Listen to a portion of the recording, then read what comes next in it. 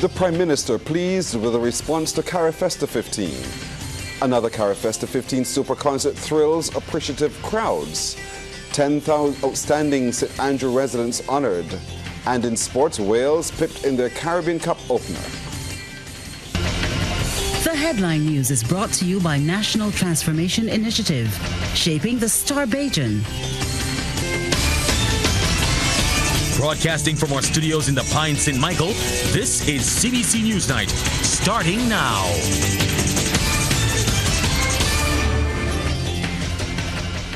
Good evening, I'm Pearson Bowen. Prime Minister Mia Amor-Motley is pleased about the overwhelming response of Barbadians to Carifesta 15 events. She shared her thoughts with CBC News at the latest super concert. Well, joining us now with that story and more of our Carifesta 15 coverage coming from the Grand Market is Tisha Hines. That's right, Pearson, and welcome and good evening to all of you. Prime Minister Mia Motley has shared her opinion on how the Caribbean Festival of Arts has been going. She says the teething problems that came with the event, given its magnitude, were expected. However, she says all hands were on deck to manage and to give the public and thousands visiting the island the ability to see best varieties of the Caribbean. Now, there were over 300 events, and Ms. Motley was speaking to an appreciative crowd at Jazz and World Beat Super Concert at the Richard Stout Amphitheater at the National Botanical Gardens. People talk only about cost and forget the part about benefit. 1981 Carifesta unfolded a cultural explosion in Barbados. It also, in this instance, we are going to see, in my view, an explosion among our artists and creatives. Our infrastructure is improving, and of course, as you pointed out, the mere fact that we have so many people on island, they're going to spend money where to stay in. They're going to spend money to eat. They're going to spend money to move them. They're buying stuff. They're making new connections. So this in and of itself is a major economic catalyst. But in everything in life, you have to spend to get.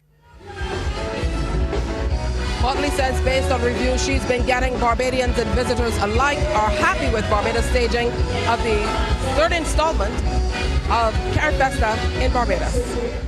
We've tried to move it to a different level this time. Last time we had Carifesta here, it was more modest. The Grand Market was in Sherburne Car Park, and the Grand Market was in Sherburne itself. We've tried to do things to be able to create more opportunities for everybody, from the craft vendors to the people in theatre. The big conversation, as you can see, has been working well, because you can't talk about the Caribbean without understanding how we're going to talk to move it. You have the Youth Village, you have also the theatre, you have the dance, all the feedback. You have the fashion show in Broad Street, and then the continued fashion shows in the Grand Market. But I believe that the team has done their best. And according to Prime Minister Motley, investing in infrastructure to allow for the hosting of Carifesta has allowed the island to continue to diversify its tourism offerings. You are getting effectively in this area an entertainment and sporting zone. From Turcotte to the National Stadium, to the Richard Stout Amphitheater, to Commerce School, to the new netball stadium that's being built, and for the badminton and other sports like that, to the Carifesta Village, which we will talk to the country about what will be the legacy there as we go forward. In Newton, you have the benefit of the monument that is being done to the slaves who were buried there at Newton Plantation, all 570. You have the new National Performing Arts Center. Meanwhile, the Carifesta 15 Jazz and World Beat Super Concert brought the Richard Stout Amphitheater alive once again last night. It was the second of 4 scheduled super concerts. Our Anesta Henry was there, and she files this report. Not even drizzles at 2 a.m. could have stopped the infectious rhythms the legendary Kassav Band brought to the Jazz and World Beat Super Concert. Even before notes was played, patrons who stayed until the wee hours of the morning to catch Kassav's performance has surged towards the stage in eager anticipation. They were soon dancing to the infectious Creole music and the zouk genre, which the band is often credited for pioneering.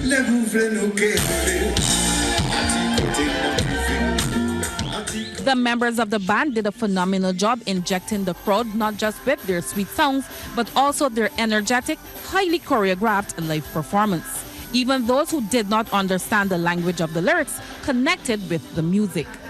And there was also lots of salsa dancing happening in the gardens when the band Sir Carib from Cuba hit the stage. It delivered several original songs which kept those salsa movements going.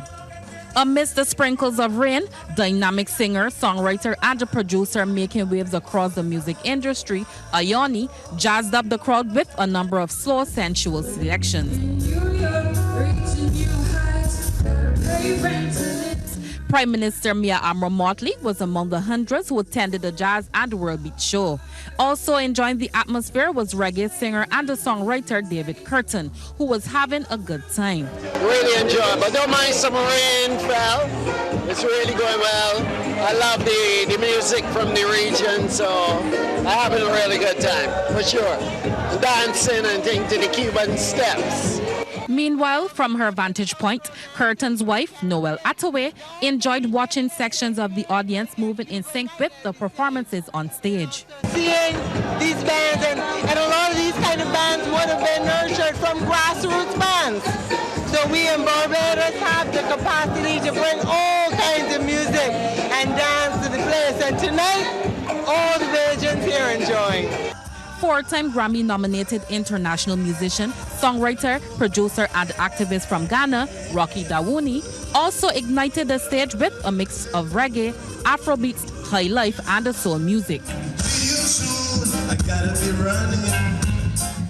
Carifesta 15 Super Concert 3, Reggae, will be held on Friday. Anesta Henry, CBC News. And thank you, Anesta. And Carifesta 15 is an opportunity to showcase and highlight some of the island's main traditions and pastimes. Kwasen Ricardo Seeley, also known as Q, says the island's indigenous martial arts of stick licking is definitely one of those ways. He says the art form is a discipline that can be used to reduce stress and give you better control of your emotions.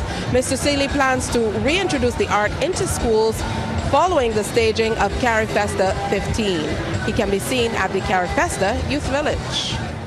I was teaching at a few schools, but the program stopped. I was teaching at Garden Greenwich Primary School. I was teaching at St. Lawrence Primary School and Ellerton Primary School. This is for primary school children because we have to get them young. The children took it on so wonderful. A lot of children are what we call hard ears.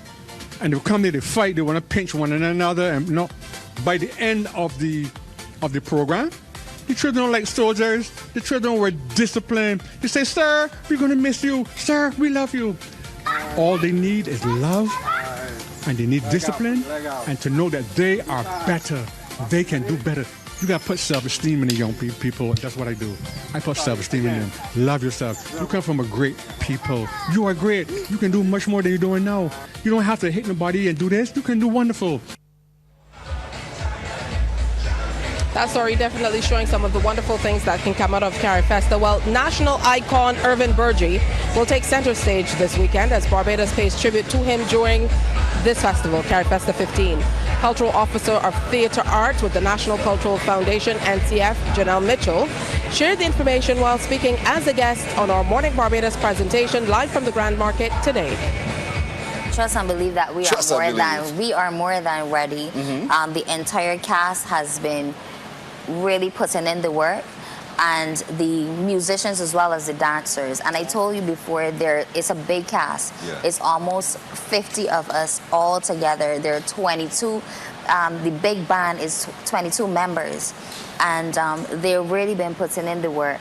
And to see all of the elements coming together, the music, the dance, the acting, and then the camaraderie amongst them, it really is a family, as Eden is saying. So we're looking forward to finally putting that on stage, that the entire region or the world can see it, know more about Irvin Burgee's story, the importance of it, and that legacy that remains. Well, definitely lots to see and do here at the Grand Market. That's it from us, but the action continues all night long. We have country nights coming up, notably Antigua will be on display as well as Guyana. So we do encourage you to come on down until tomorrow morning when Pearson heads back into the Grand Market to bring you Morning Barbados. That's it from us. 10 outstanding residents of St. Andrew, along with one former resident, were recognized today with national honors for their contributions to community life during regathering. The awards were presented by Acting President of Barbados, the Very Reverend Dr. Jeffrey Gibson. Our reporter Deanza Roberts brings us this story.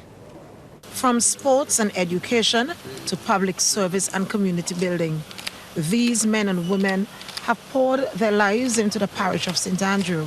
That commitment has been recognized with national honors. Acting President of Barbados, the Very Reverend Dr. Jeffrey Gibson, told the honorees that their contribution is more than commendable. While we involve in civic engagement and we build social cohesion, we also contribute to our personal development. Perhaps there's a good reason why I have kept personal development for the last. Because it's when we look beyond ourselves that we're able to see the good of others and we contribute to the well-being of the whole.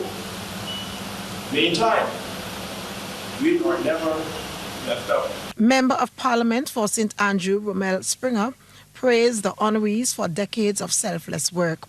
He said many of them have been on the ground ensuring community cohesion. Noted that the pride that we got when we recently rose to be champions in football was coached by a person seated among us.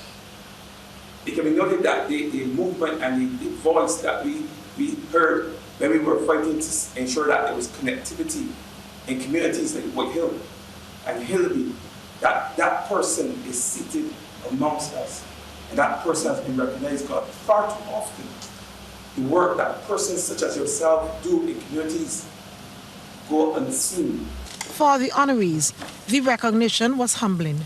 Pedro MacDonald Belgrave, who is visually impaired, is sending a message. The significance of this award would be to advocate, to show people, to help people to understand that blind people or disabled persons can still help work and not to put us in a corner. Khalitha Andrews was honored for her exemplary servant leadership and tireless advocacy. I feel elated about it because oftentimes persons work hard in the community and they are often overlooked.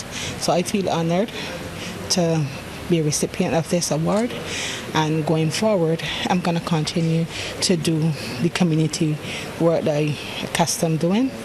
So this is only like a step forward from here. These 11 honorees now stand as models for younger generations in St. Andrew. Deanza Roberts, CBC News.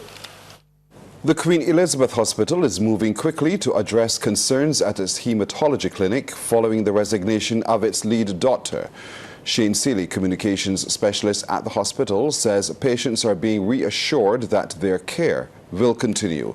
Seeley's response during the Pulse radio show on Q100.7 FM was related to a social media complaint that the specialist was suspended. He says this is a matter that they will continue to address since patient care remains the hospital's top priority. The doctor in question who was administering care for the hematology clinic was not suspended due to an alleged fight. So people would see the message circulating on social media and believe this, well, all of the things, all of the points made here in this social media comment are true. I can assure you that is not true. The person who was in charge of the hematology clinic, he resigned. And he's no longer with us. And now we are making those replacements over the next few weeks, and we would have shared that with those in the hematology clinic. A call for Barbadians and corporate Barbados to donate school supplies to children in need. Minister of People Empowerment and Elder Affairs, Kirk Humphrey, says the supplies can be donated directly to the ministry's One Family Program 2025 Back to School Drive or even directly to households. He made the appeal while accepting the latest donation to the drive from the Lions Club of St. Michael. Nesta Henry has that story. Minister Humphrey says over 100 individuals have donated supplies to the One Family Program Back to School Drive thus far, but more help is needed. We had 136 students who would have done the 11 plus who are on the One Family Program. We provided all of them with back to school support so that they would not have to struggle to go to school, so that the 136 children who are on the One Family Program, which is the most vulnerable families in Barbados, would have their back to school supplies already taken care of. And then we have a number of persons in corporate Barbados who've also come forward to lend support as well. There are 1,500 persons who are in need of support, and we are asking Barbadians to help us get to those other 1,500 people. As part of the Back to School Drive, there is a Buy Two Give One campaign at Page's Bookstore, Broad Street, as well as Bryden's Norman Center. And what we're asking Barbadians to do is if they go to buy for their own children, buy another one, so they buy two, and that they give one to a family who is in need of support. My view has always been that it is good to do that through the ministry because you know exactly where it's going to go. You could track it, you can trace it. But if you do not wish to give it to the ministry, but you do know a family that is in need of support, then still buy two and give one to that family that is in need of support. The Lions Club of St. Michael is one of the organizations that donated to the drive. President Irvin Small says the club is happy to contribute to the initiative. Our motto for this year is that if no one reaches, no one gets touched. And so the Lions Club of St. Michael has reached out with the ministry to provide school supplies to those persons who are needy. And they too may be able to have a good, but successful year in school and be able to have the whatever school supplies that are necessary. Minister Humphrey is thanking all who have contributed to the drive thus far. Nesta Henry, CBC News. Sports Night is brought to you by Power In, Pause is Power, and by Dasani. Live first, Dasani after. Sports is in her blood, and so she joins me with the news on sports. Anne-Marie Burke, good evening. Good evening to you, Pearson. And we begin with news of football as Colombian striker Rivaldo Correa scored a double as Ciebor FC edged local Titans Weymouth Wales 2-1 in a historic CONCACAF Caribbean Cup match last night at the BFA Technical Center in Wildy. Last year's runners-up Ciebor FC, hailing from the Dominican Republic, netted twice in the first half before Wales, the reigning BFA League and knockout champions, found a goal back. CBC's Almar Goodrich Boyce was there. The BFA Technical Centre played host to the biggest night in Weymouth Wales' club history as the local Carrington Village-based team made its debut in the CONCACAF Caribbean Cup by welcoming last year's runners-up Ciebor FC. 4 minutes in, the visitors come forward down the flank and nobody's marking. Rivaldo Correa in the box. Right foot finish. Top of the corner, Ciebor 1, Wales 0. 17th minute now, Ciebor would double their advantage. Corner is cleared away, but the shot is into the path of Correa. Questions for offside, but the flag stays down. Let's get a slow motion view. Perhaps needed the VAR for this. Nevertheless, Ciebor with a 2-0 advantage at half-time. Second half now, Wales totally dominated after being reduced to 10 men. Andre Apparet rises to the occasion, bringing the crowd to its feet. 7 minutes from time, Ciebor on the counter-attack, 3v1, but Kishmark Primus produces a stunning save to deny Ciebor a third. Final score, Weymouth Wales 1, Ciebor 2. And more Goodrich Boyce, CBC Sports.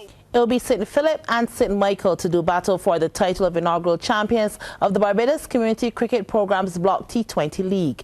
This after St. Michael booked their place with a 107-run win via the DLS method over St. Thomas last night in a rain-affected second semi-final at Friendship. Batting first, St. Michael put up a strong total of 151 led by Edwin Currency. Rashad Gill took 3 for 40 and then Maynard took 2 for 28. Here's a look at that innings. Winning the toss, St. Michael opted to take first knock, and opening the batting was Jai Clark, who delivered the first boundary, one bounce in for 4. Clark was making good use of the short balls, lifting this one over the fielder as it bounces into the boundary. The bowler was Rashad Gill, and he was taking a beating. Clark sweetly driven, that's 4 more. At the other end was Edwin Currency, and he got lucky with this edge, and I must give kudos to the fielder on the effort, albeit in vain. Switching sides, that's Currency again. In comes Nathan Maynard, and again the score can record a 4 for the St. Michael boys. Currency facing Maynard, and again the delivery is dispatched to the ropes. Time to put a maximum into the mix, and it will come off the bat of Currency, smash clear out the ground. But 2 balls later, the breakthrough, St. Thomas needed. Clark hits out confidently, but there's no carrying this into the hands of Rashad Gill. Clark goes for 23, St. Michael 57 for 1. Jaden Jones came in, but as fast as he was in, he was out. 3 balls faced, 1 run to his name, and the wicketkeeper Teron Gibson assured he was given walking papers. As I mentioned, 1 run added, so it's 58 for 2. The skipper Joshua Morris came in and looked to settle things back down. Well timed and placed. That was a quick fire 4. Currency was still there and still firing. Almost carried, but 1 bounce in meant another 4.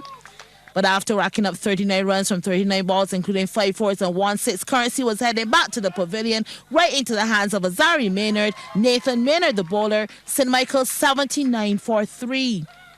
3 balls later, it will be wicket number 4. Another catch taken. This time, Devante Brathwaite is the fielder. Morris, the batter, is 80 for 4. Antone Darlington came in hot and with a vengeance and sent this one out into the night. But after adding 5 more to that 6, he was bowled by Gill, leaving St. Michael now on 100 for 5. Wicket 6 was that of Rivera Cottle, and Hans Campbell held on to it. The score at that point moved to 106. Shamar Marshall had some late fireworks up his sleeve. What a shot! Bring on yet another new ball. Rashad Warren, having few balls before added a 4, decided the 6 was also in his wheelhouse. The fielder tried, but it was a done deal. Here he goes again, this time a beauty of a 4. But in comes Gill to break up the party. He bowls Warren for 18, St. Michael 133 for 7. St. Michael would go on to post 151 for 7 from their 20 overs. Shamar Marshall ending in grand style. St. Thomas now have the task of making 152 if they want to win. Rain, however, brought a premature end to the match with St. Thomas on 44 for 3 after 7.3 overs. And when the DLS method was instituted, St. Michael was awarded the win. They now turn their attention to the final against St. Philip, which is set for Friday at Gall Hill in St. John. Meanwhile, the third place playoff between St. Lucie and St. Thomas is currently in play at Greens in St. George. We begin business tonight with the news that Barbados is no longer on the EU blacklist. This follows the European Parliament acknowledging significant progress made by Barbados to strengthen the effectiveness of the country's legal and regulatory framework. This meant that the island was no longer perceived as a high-risk third country, posing a threat to the union's financial system.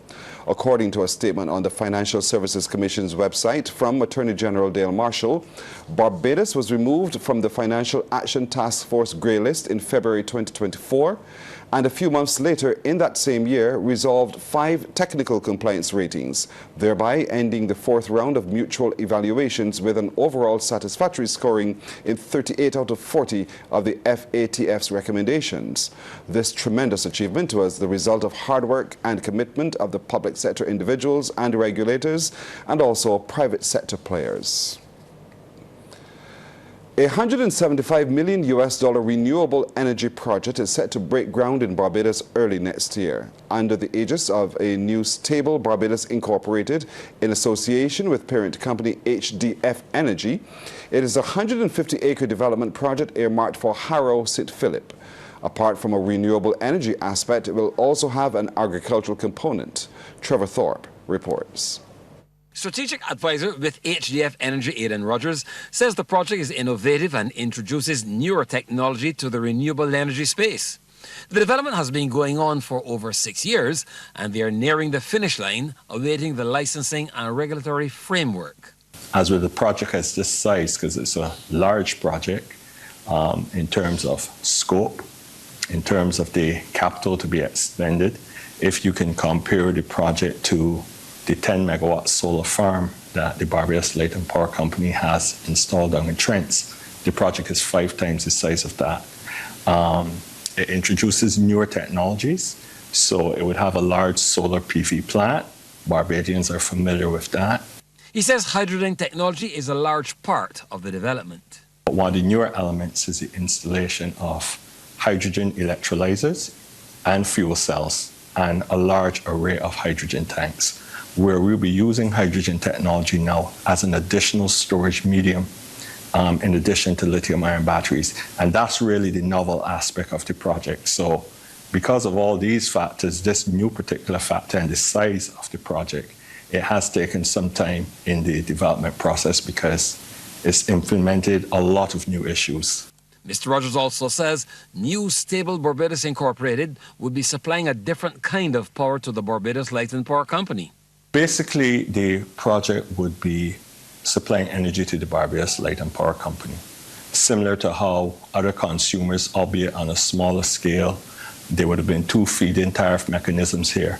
We are all seeking to be suppliers of electricity, renewable energy to the Barbados Light and Power. So it's not necessarily competition in that sense. We just be what the term is, the legal term is independent power producers. So this project would be an independent power producer. It's just that the scale and size and the type of power, because this project, unlike the other renewable systems on the grid, will be supplying firm power that would not destabilize the grid, which is one of the key factors. According to him, the development initiative will generate quite a few employment opportunities.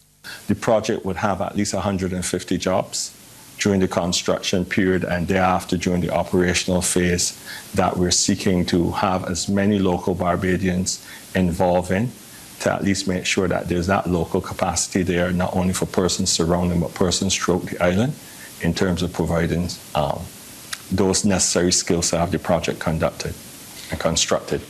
The first phase of the project will be for 25 years. Trevor Thorpe for the Business Report. Sports Night is brought to you by Power Inn. Pause is power. And by Dasani. Live first, Dasani after. Back with more sports is Anne-Marie Burke. Former CEO of the Barbados Cricket Association, Dr. Roland Topping, has been lauded for his unwavering dedication to cricket and the operations at the BCA. Family, office staff and special invited guests were on hand at Kensington Oval recently for an appreciation dinner. During that ceremony, he was presented with various gifts and trophies to mark the occasion. Dr. Topping, who was a CEO since 2018, was replaced last month by Paul Skinner. One of the long-standing directors of the BCA, Clement de Pisa, noted carrying out the day-to-day functions of the association requires skill, which Dr. Topping mastered. One element that was consistent, which is the consensus garnered with Tops, as he is affectionately known, as he executed the role at the BCA on each of the 2 separate occasions that he was the CEO, was that his dedication to fairness and transparency. Dedication to fairness and transparency in all that he undertook in that role. Meanwhile, Cricket Operations and Development Manager of the BCA, Wendell Copping, delivered remarks on behalf of the staff, saying Dr. Topping was at the forefront of Barbados successfully hosting 4 World Cup finals. At the most recent historic ICC Men's T20 World Cup 2024, Dr. Topping served as the LOC chairman. This meant several days or several weeks where he and I would present the BCA's position to Parliament, and I would quite often get phone calls from him to say, from his brother, who was a former minister, prepare for the licks when I can get. I must say that on very few occasions did we get any licks indeed. The man himself said he was eternally grateful for the time spent at the BCA. I would like to thank every director of the two boards, the BCA and the Cricket Franchise Board, and also Comey, in my short time that I've spent on the board of Comey as well. With whom I've, of course, closely interacted over the years. It has not always been smooth sailing, but together we got the job done. Words cannot explain my feelings for my management team, the office staff, ground staff, and the coaches. And that's our time tonight. Thank you for yours. I'm Pearson Bowen. For the crew, to all of you, good night. By the will of the Lord, we'll see you tomorrow.